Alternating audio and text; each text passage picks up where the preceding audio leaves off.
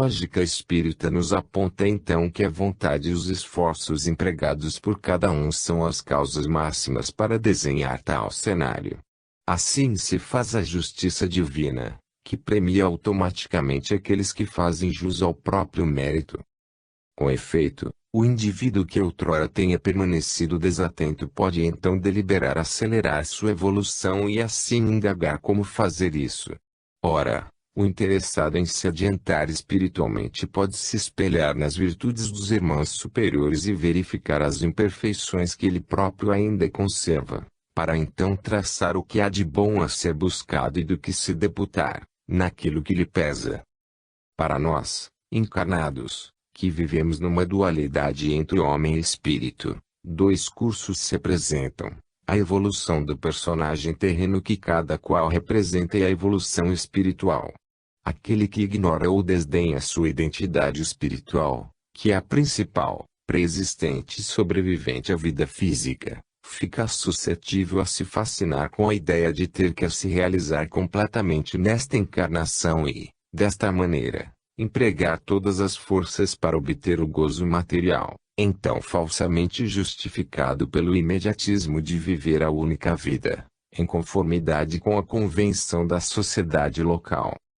Aos iniciados na espiritualidade, é natural haver uma batalha consciencial, mais ou menos feroz, acerca daquilo que seja bom para ambos, ou seja, realizar-se o quanto possível como personagem humano, que tem prazo de validade e traço, porém, afinado com os propósitos superiores do ser espiritual, que é imortal traço, sendo que muito comumente o planejamento encarnatório prevê que o espírito deva passar por muitas provações e renúncias na carne, a fim de que vença metas, que o indivíduo passe pelos transtornos de uma dura semeadura, cujos frutos somente sejam colhidos bem adiante, no retorno à pátria astral. Merece nota que o fato, errôneo, de algumas pessoas cogitarem a ideia de que, para demonstrar maior grau de espiritualização, se deve menosprezar a vida física, como se não nos coubesse qualquer nível de felicidade nos dias correntes, como se devêssemos esperar o desencarne para, só então, pensarmos em nos realizar, quem sabe na colônia nosso lar, ou outra mais acima. Tal concepção seria equivalente ao céu dos cristãos clássicos. Nossa identidade espiritual não tira férias enquanto encarnamos. Representamos um papel no teatro terreno ao mesmo tempo em que conservamos o espírito, que vive, modela-se e influi no nosso cotidiano na Terra, vez ou outra, desabrochando instintos e intuições do que temos acumulado das sucessivas reencarnações. Embora seja raro, existe um tipo de planejamento reencarnatório em que o espírito desça predestinado a uma vida bastante favorável, já com uma boa sustentação financeira, em uma família bem arranjada, saúde física e mental, ao lado de boas companhias e tudo mais que lhe permita viver bem. Em geral, tais benefícios são concedidos a pretexto de um objetivo grande, que envolva um colegiado, em missão, como a de liderar um povo no importante estágio político, ou promover o progresso científico através de descobertas e invenções. Essas missões são concedidas geralmente a espíritos mais adiantados, que tenham com que contribuir para a humanidade, e que tenham já superado a mesquinhez do egoísmo, uma vez que todo esse favorecimento é uma prova gigante.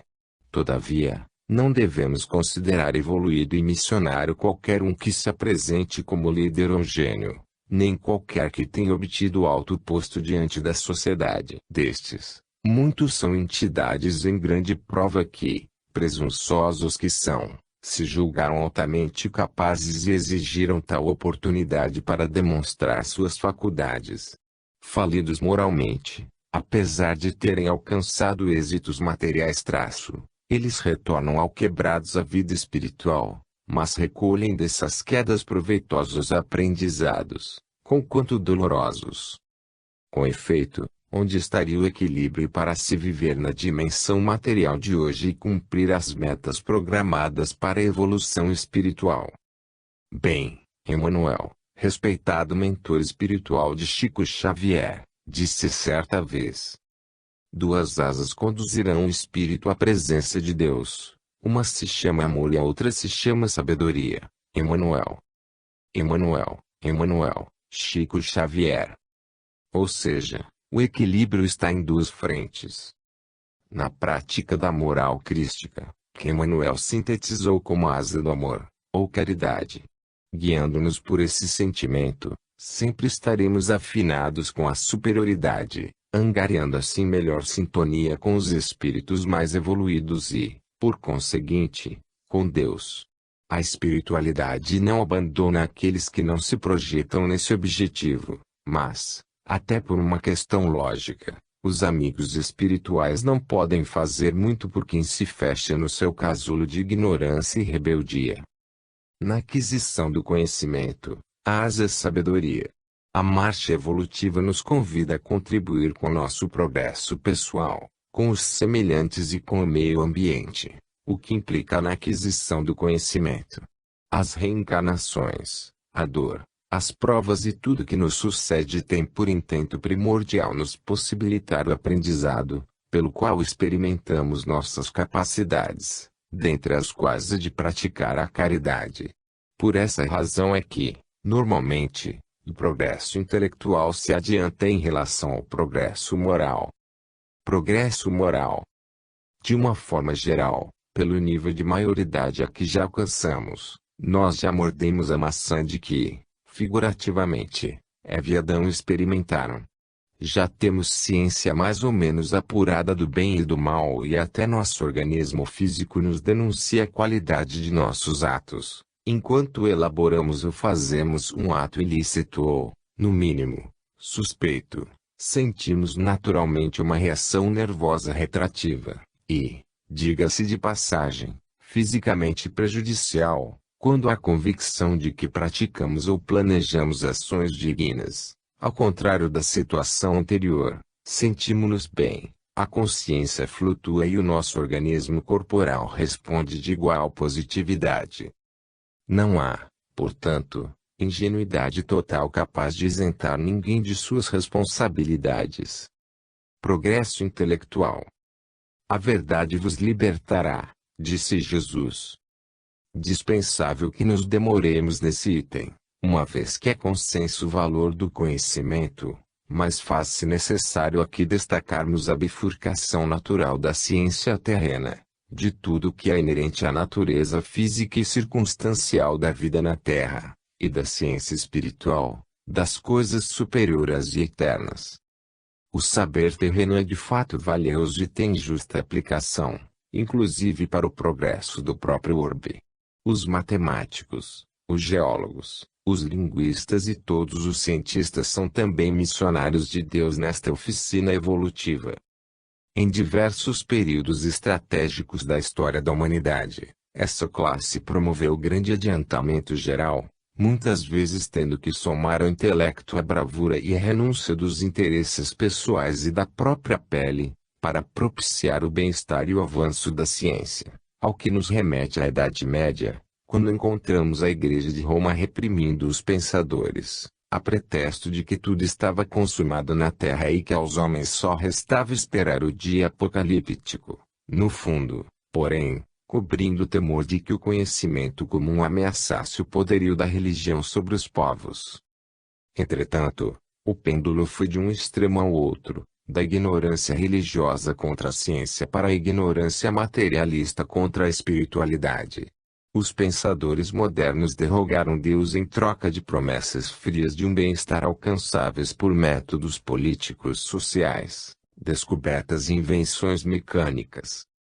A hora, então, e a de união de todas as correntes, rumo à evolução, mirando o progresso espiritual e eterno, mas com ensaios e aplicações já cá mesmo. O espiritismo deve ser o elo entre essas duas vertentes. Para o conhecimento da natureza terrena, os homens encontram as ferramentas adequadas na própria natureza desta dimensão, tal como fizeram e fazem a partir da roda, do alfabeto, da bússola, do microscópio e telescópio, etc. Já para penetrar as esferas espirituais, É preciso mecanismos extraterrenos, cujas propriedades sejam acessíveis aos dois planos. Aqui se justifica a precisão de instrumentação mediúnica e por isso somos convidados a refletir mais profundamente sobre tal temática. É o que faremos logo a seguir. Mediunidade.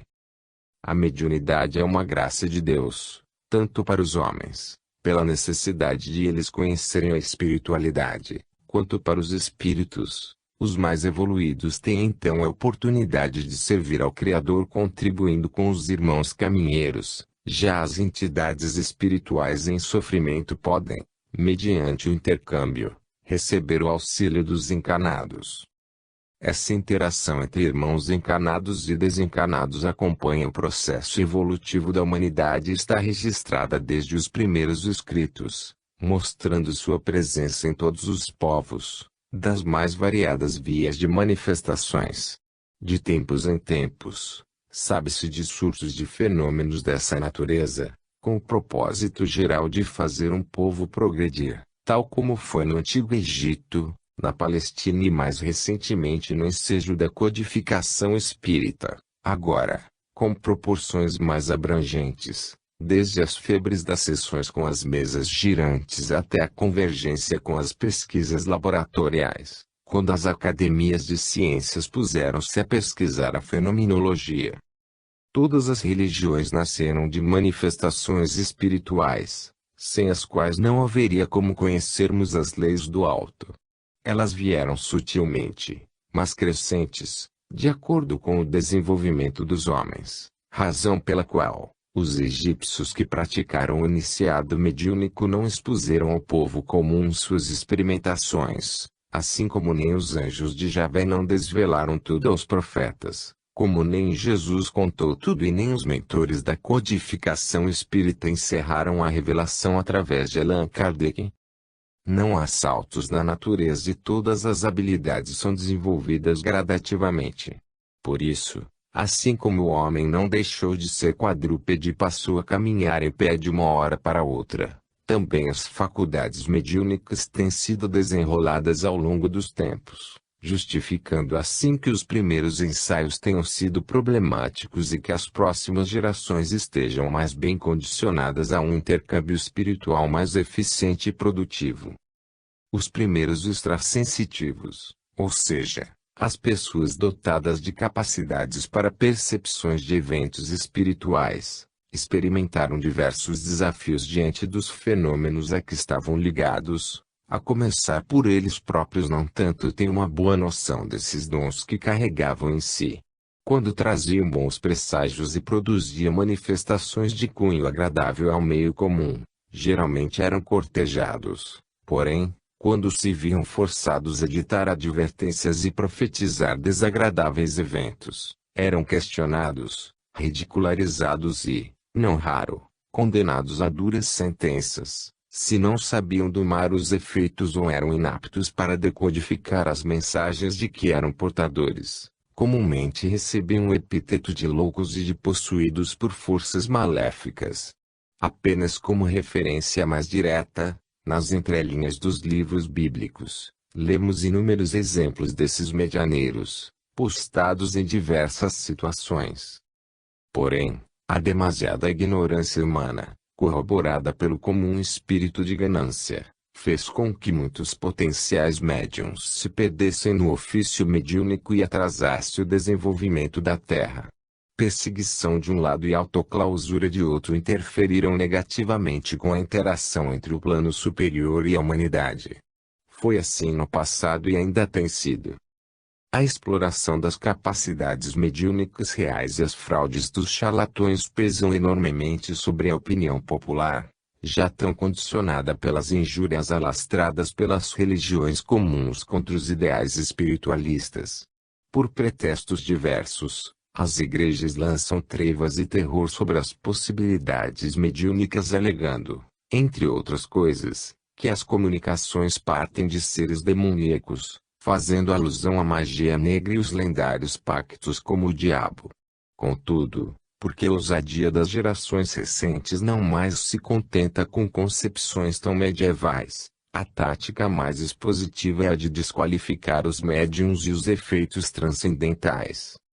Contudo, devemos destacar a gigantesca contribuição do Espiritismo para os novos rumos dessa integração. Em meio àquele turbilhão de espetáculos e especulações no torno dos fenômenos espirituais de meados do século XIX, a luz trazida pelos mentores espirituais que guiavam Allan Kardec salvaguardou uma ruma de sensitivos, que, noutros tempos, fatalmente seriam censurados, reputados de assombrosos títulos, perseguidos e que se auto-perturbariam. Com Kardec, especialmente em apoio ao Livro dos Médiuns, a humanidade ganhou um legado extraordinário, por cuja obra nós temos orientações seguras e didaticamente ordenadas para uma boa experimentação desse dom inestimável para nossa evolução. E não há como nós deixarmos de mencionar também o papel desempenhado por Francisco Cândido Xavier como médium, sem contar o caráter de sua pessoa ao consagrar a junção entre grande produtividade, especialmente pela psicografia de livros, mais de 400 obras, e mensagens familiares, com a gratuidade do serviço missionário, característica imprescindível para configurar o modelo de mediunidade cristã, sob a luz da caridade. Chico Xavier é o divisor de águas para a mediunidade e, por conseguinte, um dos marcos da história da doutrina espírita, no Brasil e no mundo. Sua profícua contribuição literária está longe de ser esgotada, pela quantidade, profundidade e complexidade de novidades apresentadas, especialmente pelas inspirações de Emmanuel e André Luiz, a ponto de indagarmos, quase desconsolados, o que ainda haveria por vir. E, de fato, há muito por vir. Por isso precisamos da mediunidade, o que implica dizer, precisamos de bons médiuns e espíritas, na mais pura concepção do termo. Condicionamentos mediúnicos. Contudo, não obstante a clareza e justeza da didática aplicada pelo mestre pedagogo na codificação do Espiritismo, a mediunidade nem sempre tem sido bem interpretada e, especialmente, exercida pelo movimento espírita. Tantos condicionamentos estão sendo postos em vigor pelas casas espíritas e outros tantos equívocos estão sendo dogmatizados por dirigentes doutrinários que, por vezes, indagamos como o plano espiritual superior tem sido tão paciente conosco. O leitor poderá dizer: os espíritos superiores são pacientes justamente porque são superiores. Ok, mas devemos saber que há metas a serem cumpridas e que, embora tenhamos eternidade para nos aperfeiçoar, não é salutar passarmos a infinidade dos tempos na ignorância, prorrogando desnecessariamente nosso próprio sofrimento. Sob o pretexto de disciplina, disciplina e disciplina, leia-se rigor, rigor e rigor, o que deveria ser interpretado como organização traço. Muito se tem podado as potencialidades de possíveis bons médiuns e, de outra feita, como se tem desperdiçado energia onde em quem não há tais faculdades e nem o cabimento da mediunidade. Isto é pelo fato de ainda se supor que todas, absolutamente todas as pessoas são ou podem ser porta-vozes dos espíritos, ignorando o exemplo do próprio Kardec, que peremptoriamente não tinha percepções mediúnicas. Nos trabalhos que fiz para alcançar o objetivo que me propus, sem dúvida, fui ajudado pelos espíritos, assim como eles me disseram várias vezes, mas sem nenhum sinal exterior de mediunidade. Então, não sou médium no sentido vulgar da palavra, e hoje compreendo que é feliz para mim que assim o seja.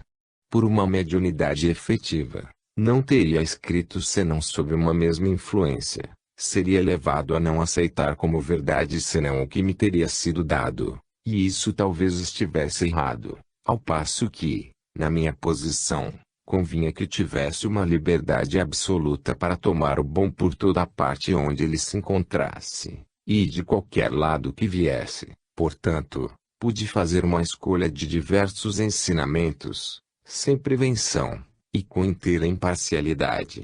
Vi muito, estudei muito.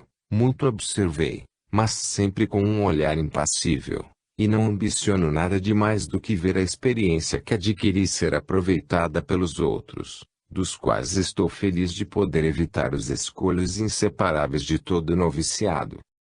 Revista Espírita, Allan Kardec, novembro de 1861, discurso em Bordeaux. A própria aplicação do serviço mediúnico convencionado hoje em dia é um tanto questionável. Algumas vezes trancafiada em salas de mesas brancas, como nos oráculos dos tempos remotos, num patamar de algo sagrado e inviolável para leigos, reservada para os iniciados, porque, dizem, é uma coisa séria e não pode ser usada como exibição. Outras vezes, no outro extremo, é explorada em verdadeiros espetáculos, dando sequência aos fenômenos das mesas girantes do período pré-codificação, em forma de, supostamente, pintura mediúnica assinada por espíritos que na Terra foram grandes gênios dessa arte, comoventes sessões de psicografia de entidades familiares, consultas e o receituário de vultos curandeiros, etc. Um exemplo clássico é o condicionamento pelo qual se crê que apenas se pode usar os dotes mediúnicos nos recintos espíritas. Ora, é evidente que determinadas assistências espirituais exigem uma organização que dificilmente se encontra em lugares avulsos, mas também é certo que há modalidades mediúnicas cujo caráter prático é voltado para a vida prática do médium, que aí tem a oportunidade de, entre outras coisas, ir buscar ovelhas fora do rebanho espírita. Portanto, a regra básica é a de sensatez. Lamentavelmente, a via mediúnica tem sido pouco utilizada nos centros espíritas como fonte de estudo e pesquisa. Há um exagerado respeito aos espíritos que se apresentam como mentores dos trabalhos institucionais da casa, como se fossem infalíveis e absolutamente inquestionáveis. Esse respeito normalmente impede o diálogo, pois as comunicações são unilaterais, ou seja, os desencarnados ditam o que é e o que não deve ser. Também, em geral, nada se busca de novo, como se o espiritismo já estivesse sido completado. Ecumenismo e sincretismo. Também é triste admitirmos que ainda impere muito ritualismo no meio espírita corrente, mantendo velhos atavismos ou criando novos. Não é raridade nos depararmos com a mistura de ritos e cultos religiosos nos serviços de assistência espiritual. Há mesmo uma ideia de que determinados ofícios no plano superior sejam fatiados conforme as crenças, em cuja distribuição se vê os espíritos espíritas no papel de doutrinadores, intelectuais e amparadores superiores, ao lado de espíritos afros, umbandistas, candomblecistas, quimbandistas, etc., que então ficariam com o trabalho mais sujo e pesado, de resgatar os irmãos atolados nas lamas das trevas da espiritualidade. A impressão passada por essa versão é a de que, portanto, certos necessitados não encontram na terapia espírita o tratamento completo, precisando assim se submeter a diversos estágios e laboratórios assistencialistas. O espiritismo é ecumênico, porém, não sincrético. Ora, os espíritos esclarecidos não têm denominação de facções terrenas, nem são espíritas, nem católicos, nem umbandistas, nem possuem qualquer rótulos desta dimensão. As entidades que se revelem desta ou daquela religião ou escola filosófica humana mostram-se ainda bastante materializados para serem considerados guias e mentores espirituais. No entanto, logicamente que eles podem atuar preferencialmente neste ou naquele espaço, assim como se simpatizarem com este ou aquele médium, desde quando os propósitos de ambos se convergem. Inclusive, isto facilita o intercâmbio. Os missionários da luz atuam em todos os campos do globo terrestre e procuram favorecer todas as nações, todas as agremiações e a todos os homens. Todavia, é desconhecida qualquer outra doutrina que facilite essa colaboração entre encarnados e desencarnados mais do que a doutrina espírito faz. Não que o espiritismo seja o dono da espiritualidade, mas que seja a melhor escola na qual os espíritos possam atuar. É uma questão de conveniência. Mais tarde, as igrejas católicas e protestantes poderão se reformar e abrir as portas para a experimentação mediúnica. Porém, hoje, elas estão demasiadamente fechadas para si, impedindo que a graça de Deus se manifeste com maior intensidade. De uma forma geral, os espíritos mais adiantados são ecumênicos por serem solidários a todos os segmentos, religiosos e filosóficos, que se prestem a promover a espiritualização dos seus praticantes, ao mesmo tempo em que não são sincréticos e nem fazem apologia às bandeiras partidárias, nem mesmo em favor do espiritismo. Ao contrário, nos convidam a refletir quanto à necessidade de nos despojarmos desses rótulos da dimensão material. Quando participam nos trabalhos particulares de cada casa, igreja ou terreiro, procuram imprimir que a essência divina não se prende a nenhuma denominação doutrinária humana. E numa análise mais profunda, podemos apurar que o espiritismo igualmente converge para tal postura, compreendendo que os epítetos espírita, espiritismo, cristão e cristianismo são convenções circunstanciais, também fadados ao desuso. Quanto então apenas veremos que o único rótulo a permanecer seja o da fraternidade cósmica, ou fraternidade divina. Mediunidade espírita. Como já é sabido, o espiritismo não é o dono da mediunidade e nem dos espíritos. Eles se manifestam aqui e acolá e cada qual, per sua doutrina, pode usar a comunicação espiritual como bem o desejar. Desfrutando desse direito, igualmente o espiritismo tem o seu modo peculiar de exercer o diálogo entre encarnados e desencarnados, orientando seus adeptos no que considera ser o método mais seguro e útil para tal objetivo. Portanto, o praticante espírita tem na sua doutrina um suporte para trilhar o roteiro mediúnico, não como obrigação sistemática, mas como base lógica.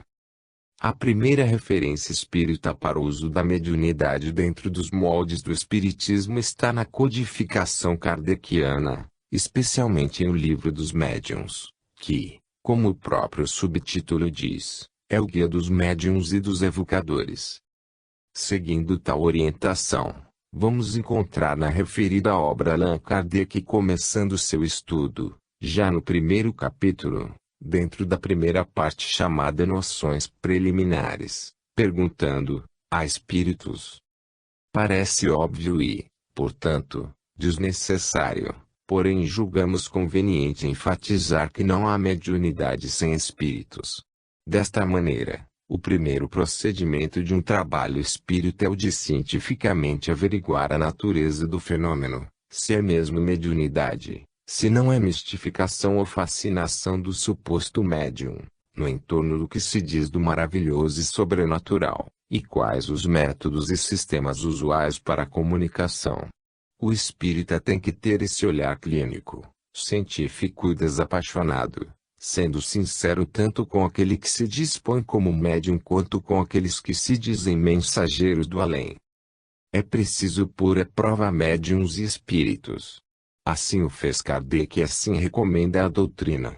A desatenção nesse ponto, mesmo sob o pretexto de não magoar ninguém, seja aos supostos médiuns, seja aos espíritos enseja que a mediunidade e o movimento espírita caiam na banalização. Se a manifestação mediúnica não ficar bem caracterizada logo de pronto, que seja submetida a análises sérias até que seja concluída sua veracidade. E bem melhor será para o pseudo-médium se convencer imediatamente que estava sendo iludido do que encher-se de fantasias. A verificação quanto às capacidades mediúnicas de um candidato a médium num centro espírita é um dever institucional, para o bem dos trabalhos da casa, do interessado em ser médium e do espiritismo. Para efeito de ilustração, voltemo-nos para uma historinha que Allan Kardec nos contou. Certo dia, um intelectual bastante conhecido veio ter conosco e nos disse que era muito bom médium escrevente intuitivo que se colocava à disposição da sociedade espírita. Como temos por hábito não admitir na sociedade senão médiuns cujas faculdades nos são conhecidas, pedimos ao nosso visitante que quisesse dar antes provas de sua aptidão numa reunião particular. Ele realmente compareceu a esta, na qual muitos médiuns experimentados deram dissertações, ou respostas de notável precisão, sobre questões propostas e assuntos que lhes eram desconhecidos. Quando chegou a vez daquele senhor, ele escreveu algumas palavras insignificantes, disse que nesse dia estava indisposto e nunca mais o vimos. Achou sem dúvida que o papel de médium de efeitos inteligentes é mais difícil de representar do que supôs. O Livro dos Médiuns, Allan Kardec, segunda parte, capítulo 28, item 315. A não observância desse cuidado pode resultar em fascinação, para o pretenso médium, e vulgarização de nossa doutrina. Normalmente, o autêntico médium tem fácil percepção das influências que recebe dos espíritos. É possível que eventualmente tenha dificuldades na interpretação das mensagens ou na apuração da qualidade das entidades, mas o fenômeno para ele é quase sempre muito claro. Aqueles que acham que estão ouvindo vozes ou acham que viram um vulto, em verdade, não são médiums ainda e provavelmente demorarão a ser, quem sabe, somente nas futuras reencarnações. E, diga-se de passagem, que não há obrigatoriedade de se ser médium para ser espírita, ou para servir na seara do espiritismo. Há muitas atividades para os não médiums, inclusive dentro das sessões mediúnicas, por exemplo, como dialogador. Ratificada a manifestação espiritual, volta-se o foco para a entidade que se comunica pelo médium. Quem é, de onde vem e qual o seu intento? Estas são algumas indagações lógicas a se fazer ao comunicante. O livro supracitado nos dá instruções de como sopesar a identidade dos espíritos, o que extrair deles, o que podemos lhe perguntar e como podemos descobrir suas verdadeiras qualificações e intenções. É preciso então experimentá-los, com respeito, sim, mas sem pudor de lhes ofender com o dever espírita de averiguar a verdade, pois os espíritos adiantados não se melindram em serem testados. Ao contrário, temos o testemunho na própria codificação kardeciana de que eles esperam nossa ponderação diante deles, pela mediunidade, como na comunicação assinada por São Luís e Santo Agostinho. Não fiquem receosos em nos incomodar com suas perguntas. Ao contrário, procurem estar sempre em relação conosco. Serão assim mais fortes e mais felizes. O Livro dos Espíritos, Allan Kardec, questão 495. Exatamente Allan Kardec discorreu sobre o melindre. Ponto. O Espiritismo me ensinou a dar pouco valor às mesquinhas suscetibilidades do amor próprio. Allan Kardec. O que é o Espiritismo? Allan Kardec, capítulo 1, o crítico. Somos espíritos encarnados e espíritos são homens desencarnados. E como podemos nos deparar aqui na Terra com semelhantes muito inteligentes e virtuosos, também podemos nos ligar a entidades do além mais ou menos evoluídos. A ponderação espírita nos diz para examinarmos as ideias em conjunto, independentemente de quem elas tenham partido, seja de uma alma encarnada, seja de um espírito. Num trabalho espírita, a origem não qualifica as ideias em absoluto, pois um médium, ou outra pessoa qualquer numa reunião espírita pode ter conhecimentos e conceitos superiores que mesmo os desencarnados que ali se apresentam. Para que tudo seja bem averiguado e, enfim, para que haja condições de desenvolvimento mediúnico, é necessário que se permita as manifestações.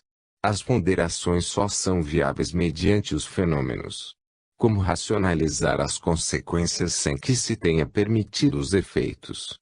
Não é o caso de se escancarar de uma vez tudo o que se queira, mas também não devemos limitar as comunicações a título de preservar um ambiente sacro.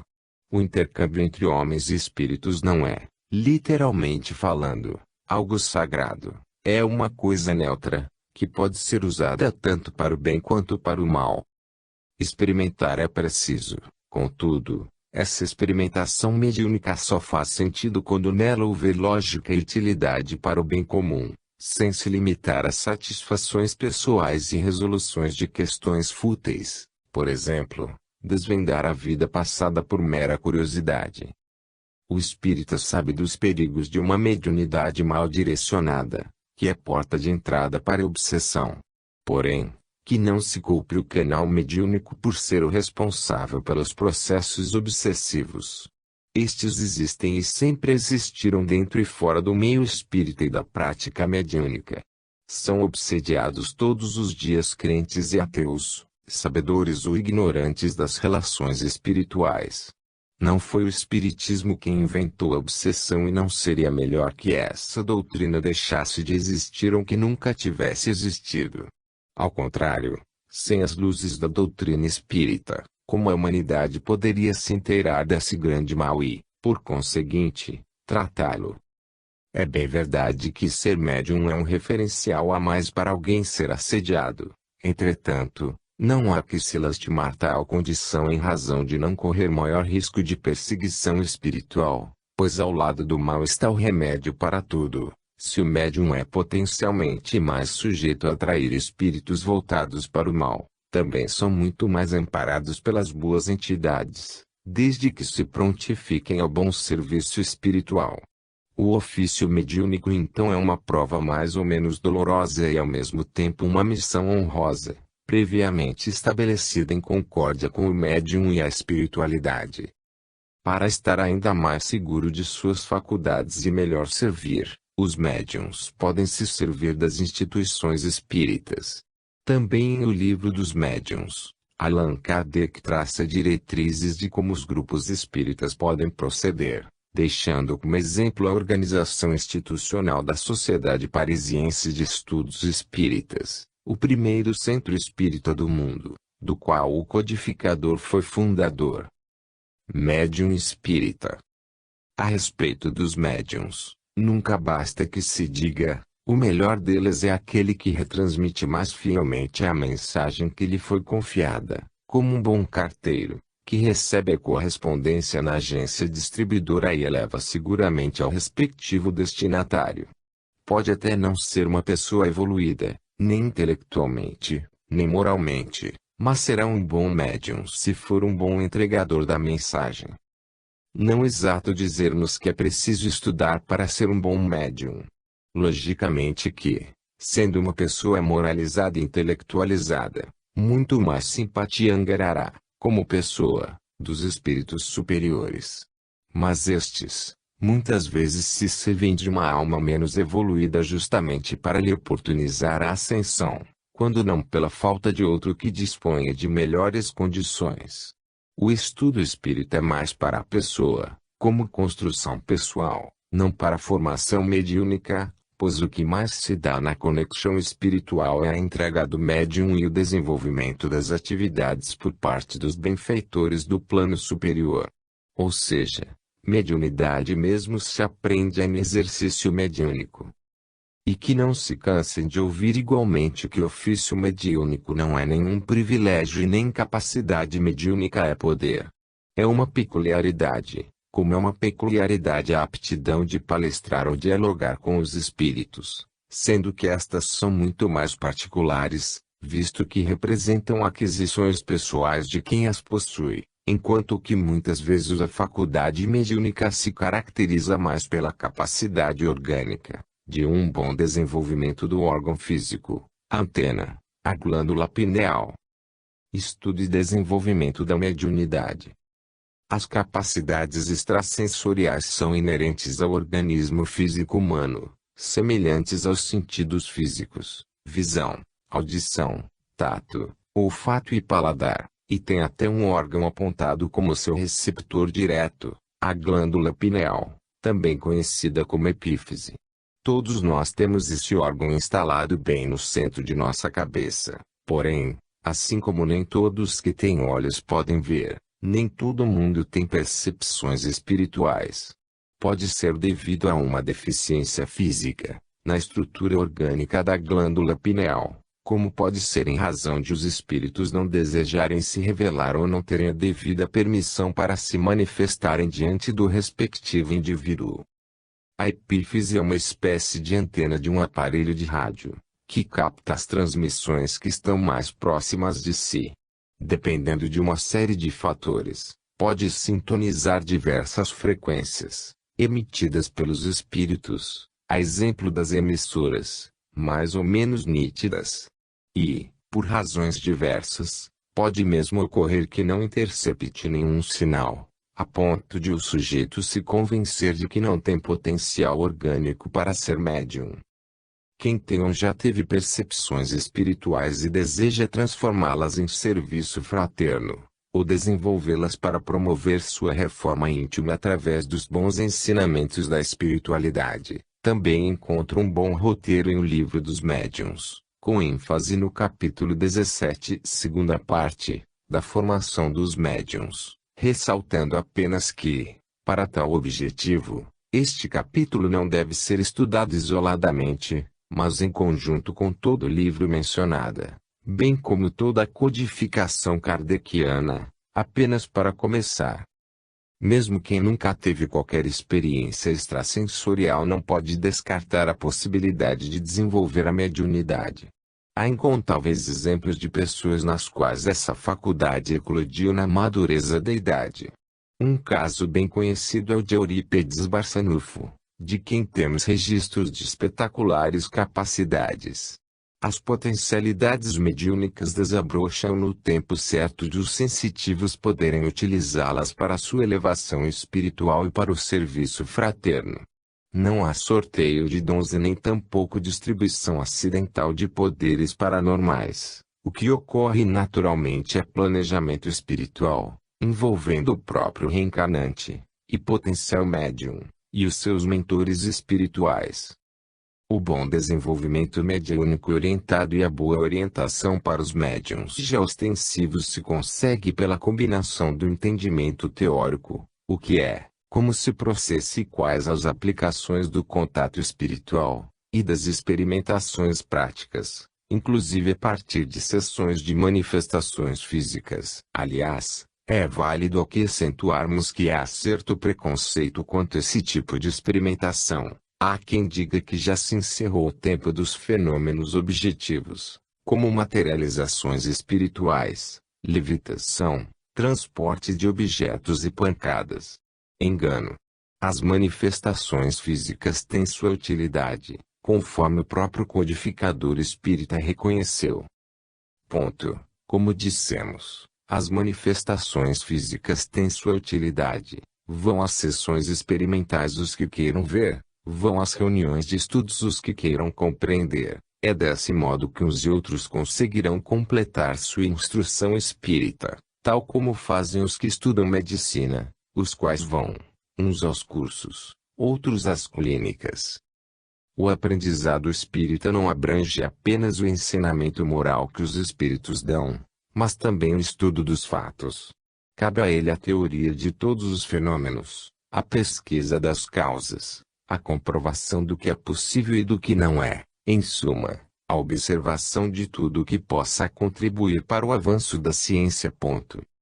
Conforme já dissemos, as manifestações físicas têm grande utilidade, já que abrem um campo largo ao observador, pois é toda uma série de fenômenos incomuns, de incalculáveis consequências a se lhe desdobrarem diante dos olhos. O Livro dos Médiuns, Allan Kardec, segunda parte, capítulo 29, itens 327, 328 e 342. Havendo médiuns com desenvoltura para tais fenômenos, o grupo pode realizar sessões do gênero, e é bom mesmo que faça isso a título de desenvolvimento fluídico, em círculo restrito aos membros da sociedade, especialmente aos candidatos ao serviço mediúnico. O que não se pode fazer disso é um espetáculo, conforme assinalou o Espírito São Luís. Eu não poderia condenar as manifestações físicas, pois que se elas se produzem, é com permissão de Deus e para um fim proveitoso. Dizendo que elas foram o vestíbulo da ciência, Assino-lhes a categoria que verdadeiramente lhes compete e lhes comprova a utilidade. Condeno somente os que fazem disso objeto de divertimento e de curiosidade, sem tirarem o ensinamento que daí decorre. Elas são, para a filosofia do espiritismo, o que a gramática é para a literatura, e quem chegou a certo grau de conhecimento numa ciência, já não perde o tempo em lhe repassar os elementos. O Livro dos Médiuns, Allan Kardec, segunda parte, capítulo 31, mensagem 18. Um ponto que precisa ser ressaltado, em razão de sua importância, mesmo que pareça repetitivo demais, é o de que nem todo mundo é médium e, portanto, seria perda de tempo e de energia tentar desenvolver faculdades mediúnicas onde não há os germens necessários para a frutificação. Equivaleria a regar um pinheiro na expectativa que dele brote maçãs. Tanto mais prejudicial e frustrante seria para aquele que pretenda ser retransmissor dos espíritos sem possuir a expansão perispiritual necessária, quanto para o grupo a que se preste servir. Para o próprio bem e para o bem desse grupo, esse indivíduo poderia estar desenvolvendo outras capacidades úteis, por exemplo, a oratória para palestrar ao público, a pedagogia para monitorar cursos, a dialogação para as sessões de atendimento espiritual, etc. E como saber o grau das potencialidades mediúnicas pessoais, para continuar insistindo ou desistir de vez? Novamente fica a sugestão para o estudo de O Livro dos Médiuns, no capítulo específico da formação dos médiuns, que, em resumo, recomenda a experimentação até que, passado certo tempo, nada acontecendo, o candidato ao serviço mediúnico pode recorrer a um médium experiente e consultar a espiritualidade sobre tal questão. Um espírito adiantado poderá lhe dizer se há nele potencialidades e inclusive lhe direcionar para determinado tipo de mediunidade, por exemplo, psicografia, psicofonia, magnetização, etc.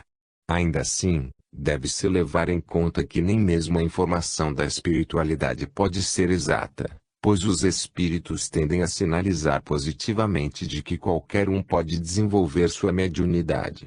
Penso que eles agem assim em razão de que, de alguma forma, os esforços empregados e o cultivo do desejo de servir à espiritualidade sirvam de preparo para esse ofício, mesmo que isso só vá ser possível numa reencarnação futura.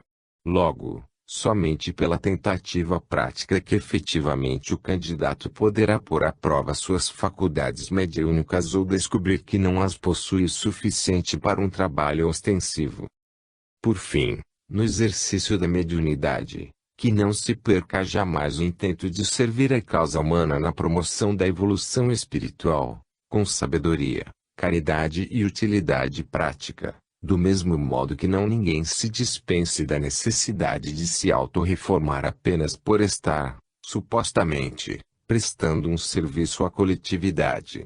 A suposta caridade aos outros não pode servir de fuga dos compromissos pessoais. Institucionalização do Espiritismo. Ao contrário das doutrinas comuns, o Espiritismo não é subordinado a uma ordem institucional, hierárquica e oficializada, nem pelas leis civis, nem por direitos religiosos sagrados.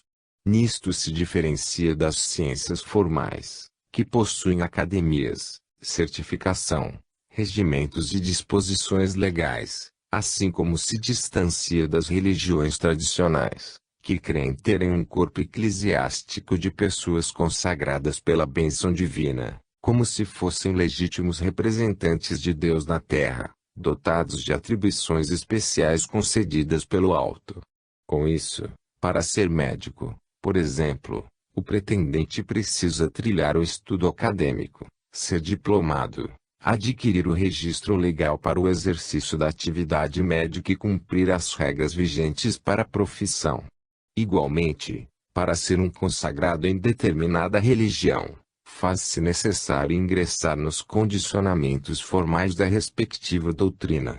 Para ser um padre católico, por exemplo, o fiel precisa estar em dia com os devidos sacramentos, estudar no seminário, receber a ordenação episcopal, corresponder ao Código Canônico Católico, seguir a liturgia da Igreja Apostólica Romana, a começar pela obediência irrestrita ao Papa.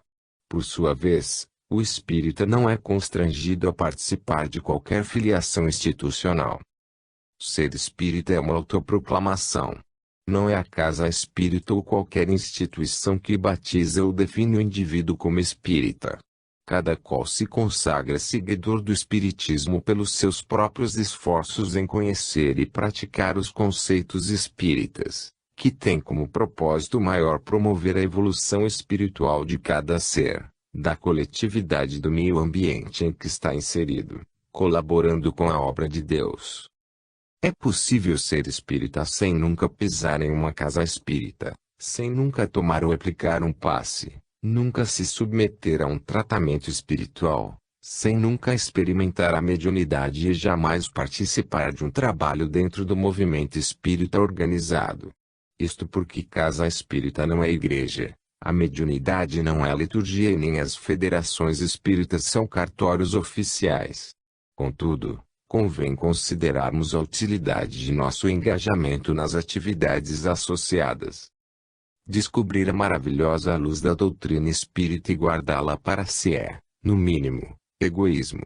Como não nos empolgarmos em ajudar aos nossos semelhantes na descoberta dessa escola evolutiva instalada na Terra?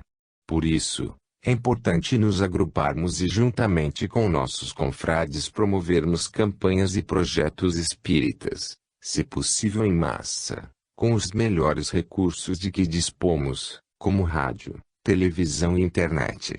Porém, devemos averiguar como melhor proceder para tais realizações, observando nos modelos que estão em vigor tanto as coisas boas, para aperfeiçoá-las, quanto os seus equívocos, para corrigi-los. Centro Espírita. Favor não confundir com templo espírita. Um centro espírita, ou uma casa espírita, é basicamente um lugar onde pessoas afins se reúnem para praticar espiritismo, em atividades do tipo estudo e pesquisa doutrinária, experimentação mediúnica, confraternização entre encarnados e desencarnados, prestação de assistência espiritual e social, produção e reprodução de arte espiritualista, divulgação da doutrina, etc.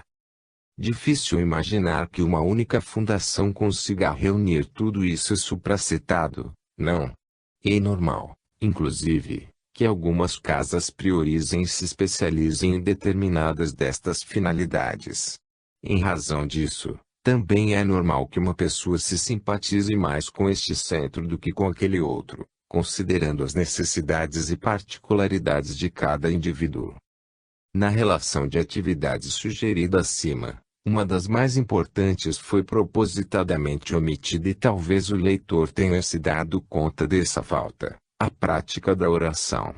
Sim, podemos considerar uma instituição espírita também como uma casa de louvor a Deus, onde podemos meditar, cantar e fazer preces coletivas. Entretanto, é lamentável que tenhamos de admitir o quanto apelativo tem sido o uso dessa faceta religiosa em grande parte das casas espíritas, hoje em dia. Daí a razão por que fizemos tal omissão, num primeiro momento. Há um modelo muito comum de, dito, centro espírita de cujos moldes são muito semelhantes aos de uma igreja qualquer, nas quais as sessões públicas se confundem com um culto evangélico trivial. As palestras lembram muito uma homilia da missa católica e onde a demanda é muito mais se interessam pelo assistencialismo banal, em forma de limpeza espiritual, cirurgia milagrosa ou consulta pessoal, do que por conhecimento e reforma moral. O frequentador, chamado de assistido ou paciente, é recebido como um fiel, religioso, igualzinho àqueles que buscam as igrejas ou como usuários, doentes, semelhante aos clientes de uma clínica médica. Afinal, os chamados trabalhadores espíritas estão ali, nessa modalidade de supostas casas espíritas, fazendo o papel eclesiástico. Tanto é que, na maioria das instituições que segue esse padrão, Existe até uniforme, quase um paramento, destacando estes daqueles que não são da casa. As orações que se fazem nessas igrejas espíritas são quase sempre somente rezas automáticas, sem sentimento, apenas falácia. Não há que se desprezar tais casas, pois compreendemos que elas passam por uma fase de transição e, de certo modo, acabam prestando um serviço fraterno. Contudo, pesa na consciência imaginar que estes centros acabam por denotar um formato equivocado de espiritismo, pelo qual a terapia oferecida é do ritualismo, passe, água fluidificada, leitura mecânica das obras recomendadas e curso doutrinário, para quem deseja se filiar à instituição e ser um sério ali. Mas, vamos nos concentrar no positivismo e na casa espírita mais próxima do modelo ideal. Então, diríamos que neste nosso protótipo, temos escola, onde se estuda a base doutrinária de Allan Kardec e as principais obras complementares, por exemplo, a bibliografia de Leon Denis, Gabriel Delany, Ernesto Bozano, Alexandre Aksakoff, Sir Arthur Conan Doyle, Bezerra de Menezes, Ivone Pereira, Chico Xavier, etc. Laboratório, onde se faz pesquisas e experimentações, especialmente no campo da mediunidade. Posto de socorro espiritual, onde os benfeitores do além se unem aos homens de boa vontade na prestação mútua de assistência espiritual e, ocasionalmente, social. Praça fraterna, onde os encarnados e os desencarnados, amigos e familiares, se confraternizam, compartilham estudos e pesquisas. Oficina artística, onde os artistas, os da terra e aqueles que agora se figuram entre os espíritos, criam e reproduzem suas obras, inspirados pelo esplendor das belezas cósmicas, evangelizando-se e evangelizando através das artes, música, teatro, dança, pintura, etc. Estação de difusão doutrinária, onde se pode elaborar mídias promocionais da doutrina para serem divulgadas pelos mais diversos canais de telecomunicações, rádio, televisão, internet, etc.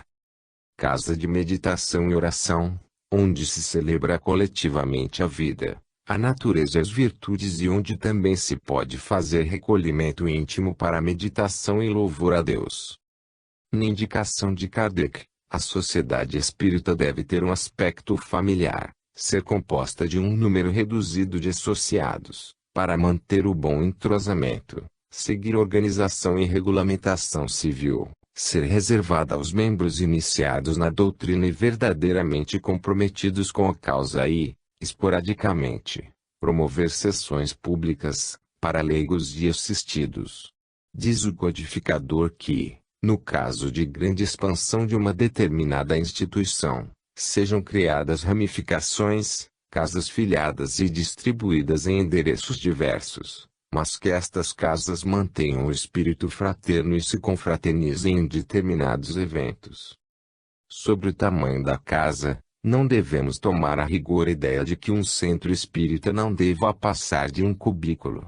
É preciso ponderar quanto à dinâmica desenvolvida e o raio de alcance dos trabalhos.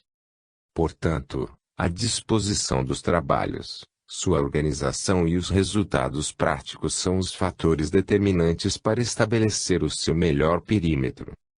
Obra social. Este quesito foi aqui destacado para podermos aprofundar melhor nossa reflexão no seu entorno, pois este autor vê bastantes exageros na sua aplicação no meio espírita atual. Não que isso seja contrário à assistência social, mas por observar certo desvirtuamento das atribuições espíritas nesse âmbito. A caridade material é, portanto, uma das vias da caridade, virtude essa que destaca espiritualmente aquele que a valoriza. Dadas as necessidades atuais de nosso orbe, seu exercício é fundamental para o equilíbrio da humanidade, e que, para muitos, constitui quase que o único meio de sobrevivência, como lição de humildade e resignação. Porém, que ao seu lado não estejam omitidas as demais faces da caridade, tais como a caridade sentimental, intelectual e moral. Muitas instituições espíritas nascem e se desenvolvem originalmente visando o trabalho de assistência material. Algumas trazem até a insígnia grupo assistencial, ou similar, já no próprio nome da entidade.